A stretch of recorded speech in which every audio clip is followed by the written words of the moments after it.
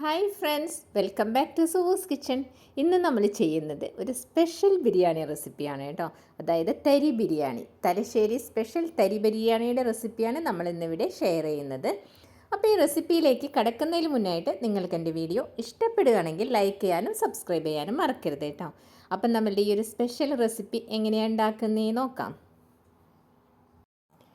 തരി ബിരിയാണി ഉണ്ടാക്കുന്നതിന് വേണ്ടി ആദ്യം തന്നെ ഇതിൻ്റെ ചിക്കൻ മസാല റെഡിയാക്കിയെടുക്കാം. അതിന് 500 ഗ്രാം ചിക്കൻ ബ്രസ്റ്റ് എടുത്ത് ഞാൻ കുറച്ച് നീളത്തിൽ വലിയ പീസസ് ആയിട്ടാണ് കട്ട് ചെയ്ത് വെച്ചിട്ടുള്ളത് കേട്ടോ. അപ്പോൾ അത് വറുത്തെടുക്കാൻ ഈസി ആവാൻ വേണ്ടിയിട്ടാണ് ഇങ്ങനെ ഈ ഒരു രൂപത്തിൽ കട്ട് ചെയ്തിട്ടുള്ളത്.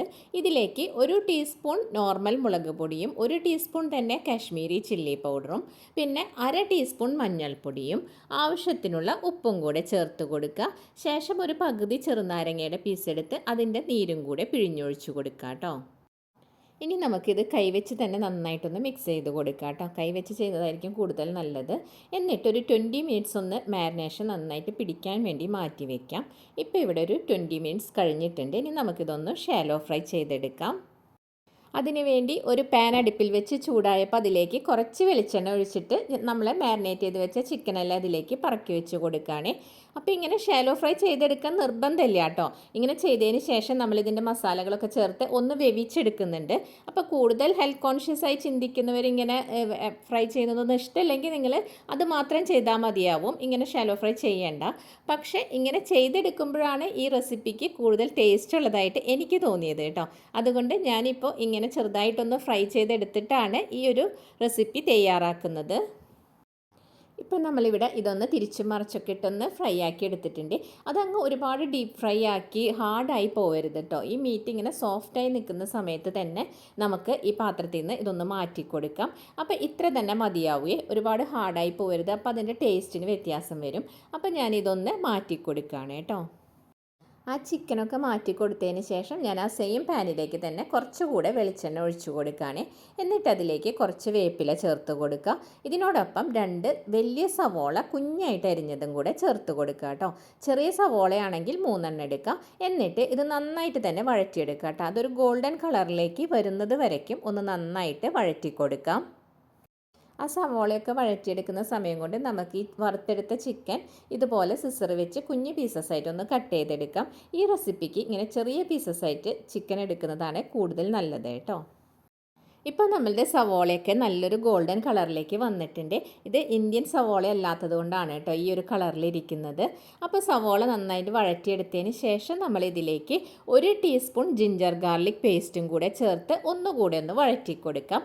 അങ്ങനെ ചെയ്തതിന് ശേഷം നമ്മൾ ഇതിലേക്ക് 1 ടീസ്പൂൺ മുളക് പൊടി, നോർമൽ മുളക് പൊടിയാണ് ചേർത്ത് കൊടുക്കുന്നത്. പിന്നെ 1/4 ടീസ്പൂൺ മല്ലിപ്പൊടിയും 1/4 ടീസ്പൂൺ മഞ്ഞൾപ്പൊടിയും കൂടെ ഇതിൻ്റെ കൂടെ ചേർത്ത് നന്നായിട്ടൊന്ന് ആ പച്ചമണം മാറുന്നത് വരയ്ക്കും വഴറ്റി കൊടുക്കാം.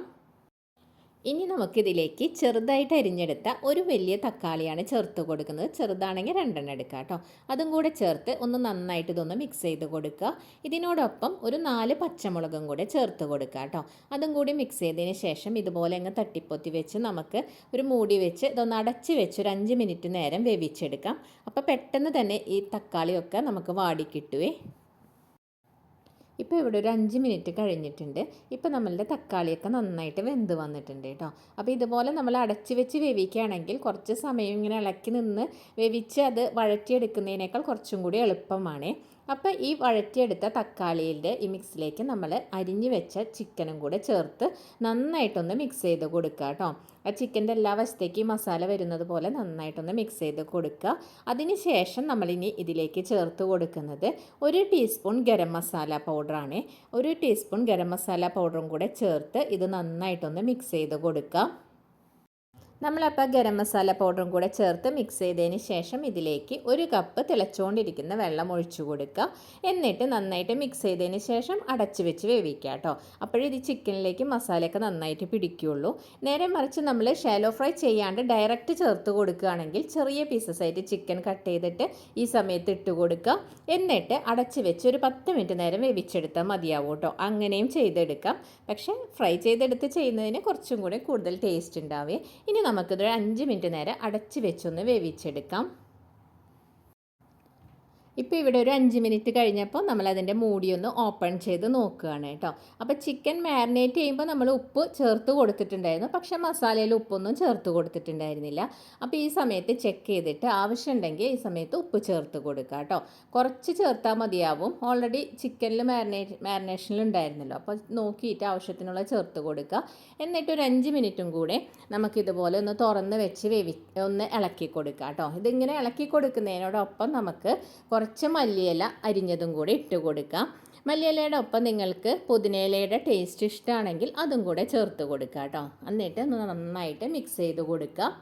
അപ്പോൾ നമ്മളുടെ ഇതൊരു തരി ബിരിയാണി എന്നാണല്ലോ ഇതിൻ്റെ ഒരു പേര്. അപ്പോൾ ബിരിയാണി എന്നൊരു പേരിനെ മാനിച്ചുകൊണ്ട് നമ്മളിതിലേക്ക് ഉണക്കമുന്തിരി, അതുപോലെ അണ്ടിപ്പരിപ്പ്, സവോള വറുത്തതും ഞാൻ ചേർത്ത് കൊടുക്കുന്നുണ്ട്. ഇത് ചേർക്കണമെന്ന് നിർബന്ധമൊന്നുമില്ല കേട്ടോ. നിങ്ങൾക്കിത് താല്പര്യമില്ലെങ്കിൽ സ്കിപ്പ് ചെയ്യാവുന്നതാണ്, ഒരു പ്രശ്നവും ഇല്ല. അപ്പം ഞാനിവിടെ ഇതും കൂടെ ചേർത്ത് ഒന്ന് നന്നായിട്ട് ഇത് മിക്സ് ചെയ്ത് കൊടുക്കുകയാണ്. അപ്പോൾ ഇതും കൂടെ ചേർത്ത് മിക്സ് ചെയ്തതിന് ശേഷം നമുക്ക് തീ ഓഫ് ചെയ്ത് കൊടുക്കാം. അപ്പോൾ നമ്മളുടെ തരി ബിരിയാണിയുടെ ചിക്കൻ മസാല ഇവിടെ റെഡി ആയിട്ടുണ്ട്. ഇനി നമുക്ക് തരി ബിരിയാണിയുടെ തരി, അതായത് റവ എങ്ങനെയാണ് റെഡിയാക്കിയെടുക്കുന്നത് നോക്കാം. ഇത് ഒരു ഉപ്പുമാവ് പോലെയാണ് ചെയ്തെടുക്കുന്നത് കേട്ടോ. അപ്പോൾ അതിനൊരു പാൻ അടുപ്പിൽ വെച്ച് ചൂടായപ്പോൾ 2 ടേബിൾ സ്പൂൺ നെയ്യ് ഒഴിച്ചു കൊടുക്കുക. നെയ്യ് വേണ്ടാന്നുണ്ടെങ്കിൽ വെളിച്ചെണ്ണ അതിൽ ഒഴിച്ചാൽ മതിയാവും. ഞാനിപ്പോൾ നെയ്യാണ് എടുത്തിട്ടുള്ളത്. ആ നെയ്യ് ചൂടായി വരുമ്പോൾ ഇതിലേക്ക് 1 ടീസ്പൂൺ കടുകാണ് നമ്മൾ ചേർത്ത് കൊടുക്കുന്നത്. ഇപ്പോൾ നമ്മൾ ഇട്ട് കൊടുത്ത കടുകൊക്കെ മൊത്തം നന്നായിട്ട് പൊട്ടി വന്നിട്ടുണ്ട് കേട്ടോ. ഈ സമയത്ത് ഒരു 7-8 ചെറിയ ഉള്ളി വട്ടത്തിലരിഞ്ഞതും 2 പച്ചമുളക് വട്ടത്തിലരിഞ്ഞതും കുഞ്ഞ് കഷ്ണം ഇഞ്ചി ചെറുതായിട്ട് അരിഞ്ഞതും കൂടെ ചേർത്ത് ഒന്ന് മൂപ്പിച്ചെടുക്കുക കേട്ടോ. അപ്പോൾ നമുക്കിപ്പം പെട്ടെന്നൊക്കെ സമയമില്ലാതെ നിന്നൊക്കെ ചെയ്യുന്ന സമയത്താണെങ്കിൽ ഇങ്ങനെ സെപ്പറേറ്റ് ചെയ്തില്ലെങ്കിൽ നമ്മൾ ആ ചിക്കൻ വേവിക്കാൻ വെച്ചില്ല, ചിക്കൻ വെന്ത് വരുന്ന സമയത്ത് വീണ്ടും അതിലേക്ക് കുറച്ചുകൂടെ തിളച്ച വെള്ളം ഒഴിച്ചിട്ട് വറുത്തെടുത്ത റവ അതിലേക്കിട്ട് നമ്മളൊരു ഉപ്പുമാവ് പോലെ മിക്സ് ചെയ്തെടുക്കുക എന്ന് വേണമെങ്കിൽ അങ്ങനെ ചെയ്താലും കുഴപ്പമൊന്നുമില്ല. പക്ഷേ ഇങ്ങനെ മസാല സെപ്പറേറ്റും ഉപ്പുമാവിൻ്റെ രീതിയിൽ ഇങ്ങനെ സെപ്പറേറ്റ് ചെയ്തെടുത്ത് പിന്നെ അത് മിക്സ് ചെയ്യുമ്പോഴാണ് ഈ ഒരു തരി ബിരിയാണിയുടെ ഒരു പെർഫെക്റ്റ് ടേസ്റ്റ് നമുക്ക് കിട്ടുന്നത് കേട്ടോ. അപ്പോൾ സമയമില്ലാത്തവർക്ക് വേണമെങ്കിൽ അങ്ങനെ ട്രൈ ചെയ്ത് നോക്കാം. നമ്മളിപ്പോൾ ഇതിങ്ങനെ സെപ്പറേറ്റ് ആയിട്ട് തന്നെയാണ് ചെയ്തെടുക്കുന്നത്. നല്ല സൂപ്പർ ടേസ്റ്റാണ് കേട്ടോ ഇതിനിങ്ങനെ ചെയ്തെടുത്ത് വരുമ്പോൾ. അപ്പോൾ നമ്മളുടെ ഉള്ളിയൊക്കെ മൂത്ത് വന്നപ്പോൾ ഒരു കുഞ്ഞ് ക്യാരറ്റ് ചെറുതായിട്ട് അരിഞ്ഞതും കൂടെ ചേർത്ത് ഒന്ന് ഇതിൻ്റെ കൂടെ നന്നായിട്ടൊന്ന് വഴറ്റി കൊടുക്കുകയാണേ. അപ്പോൾ നമ്മൾ ഇതിനോടൊപ്പം കുറച്ച് വേപ്പില കൂടെ ഇതിൻ്റെ കൂടെ ചേർത്ത് ഒന്ന് മിക്സ് ചെയ്ത് കൊടുക്കുകയാണ്. അതിനുശേഷം നമ്മൾ 2 കപ്പ് റോസ്റ്റഡ് റവ തന്നെയാണ് ഇത് കേട്ടോ, അത് ചേർത്ത് കൊടുക്കുക. എന്നാലും റോസ്റ്റഡ് ആണെങ്കിലും ഈ നെയ്യിൽ കിടന്ന് ഈ റവ ഒന്ന് വറുത്തെടുക്കുമ്പോൾ ഇതിനൊരു പ്രത്യേക ടേസ്റ്റാണ് കേട്ടോ. അപ്പോൾ അതിന് വേണ്ടിയിട്ടാണ് നമ്മളിതുപോലെ വറുത്തെടുക്കുന്നത്. അപ്പോൾ ഒരു 5 മിനിറ്റ് സമയം സ്ലോ ടു മീഡിയം ഫ്ലെയിമിൽ വെച്ചിട്ട് റവയൊന്ന് വറുത്തെടുക്കാം. ഇപ്പം നമ്മൾ ആ റവ ഒരു 5 മിനിറ്റ് സമയം ഇതുപോലെ അങ്ങ് വറുത്തെടുത്തിട്ടുണ്ട് കേട്ടോ. ഇനി ഈ 2 കപ്പ് റവയിലേക്ക് നമ്മൾ ചേർത്ത് കൊടുക്കുന്നത് തിളച്ചുകൊണ്ടിരിക്കുന്ന 2 കപ്പ് വെള്ളമാണ്. തിളച്ചുകൊണ്ടിരിക്കുന്ന വെള്ളം തന്നെയാണ് ഇതിലേക്ക് ഒഴിച്ചു കൊടുക്കുന്നത്. അപ്പോൾ ചില റവയുടെ വ്യത്യാസം അനുസരിച്ച് ചെറിയ വെള്ളത്തിൽ വേരിയേഷൻ ഉണ്ടാവും, അത് നിങ്ങൾ ശ്രദ്ധിച്ച് വേണം ഒഴിക്കാനായിട്ട്. എനിക്കിത് 2 കപ്പ് വെള്ളം പെർഫെക്റ്റ് ആയിരുന്നു കേട്ടോ. അപ്പോൾ നമ്മളിതിങ്ങനെ മിക്സ് ചെയ്തെടുത്തതിന് ശേഷം ഇതിലേക്ക് നമ്മൾ നേരത്തെ തയ്യാറാക്കി വെച്ചിട്ടുണ്ടായിരുന്ന ചിക്കൻ മസാല ഉണ്ടല്ലോ, അതും കൂടെ ചേർത്ത് ഈ ഉപ്പുമാവിൻ്റെ ഈ പോർഷനുമായിട്ട് നന്നായിട്ടൊന്ന് മിക്സാക്കി എടുക്കുകയാണേ. അപ്പോൾ നമ്മളിത് നന്നായിട്ട് മിക്സ് ചെയ്തതിന് ശേഷം ഇതിലേക്ക് 1 ടീസ്പൂൺ ചെറുനാരങ്ങ നീരാണ് ഒഴിച്ചു കൊടുക്കുന്നത്. അതും കൂടെ ചേർത്ത് നന്നായിട്ടൊന്ന് മിക്സ് ചെയ്ത് കൊടുക്കുക കേട്ടോ.